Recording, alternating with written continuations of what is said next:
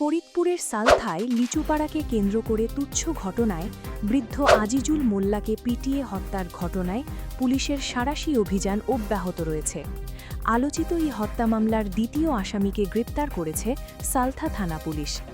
গ্রেপ্তারকৃত আসামি একজন সরকারি চাকরিজীবী বলে জানা গেছে। ফরিদপুরের সালথায় লিচুপাড়াকে কেন্দ্র করে গত ১৩ই মে ফুলবাড়িয়া এলাকায় রক্তক্ষয়ী সংঘর্ষের ঘটনা ঘটে। এতে গুরুতর আহত আজিজুল মোল্লা চিকিৎসাধীন অবস্থায় মৃত্যুবরণ করেন। এই হত্যাকাণ্ডের পর নিহতের ভাই ১৫ জনকে আসামি করে মামলা দায়ের করেন। সেই মামলারই সূত্র ধরে গত রোববার সন্ধ্যায় অভিযান চালিয়ে গ্রেপ্তার করা হয় মোহাম্মদ রাজু মুন্সিকে। ৩৫ বছর বয়সী রাজু মুন্সি সোনাপুর ইউনিয়নের পরিবার পরিকল্পনা পরিদর্শক হিসাবে কর্মরত।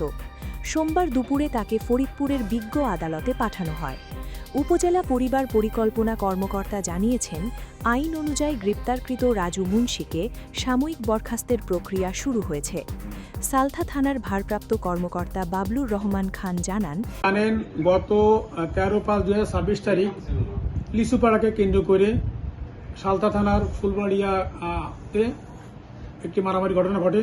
উক্ত ঘটনা আজিজুর রহমান মোল্লা নামের এক ভিকটিম চিকিৎসাধীন অবস্থায় হসপিটালে মৃত্যুবরণ করে। পরবর্তীতে বাদী মামলা দিলে সেই মামলায় এজাহার নামে আসামি হয় ১৫ জন। ইতিমধ্যে আমরা ২ জন আসামিকে গ্রেপ্তার করতে সক্ষম হয়েছি। এ নিয়ে মামলায় এখনও পর্যন্ত ২ জনকে গ্রেপ্তার করা হয়েছে। বাকি আসামিদের ধরতে গোয়েন্দা তৎপরতা ও অভিযান অব্যাহত রয়েছে।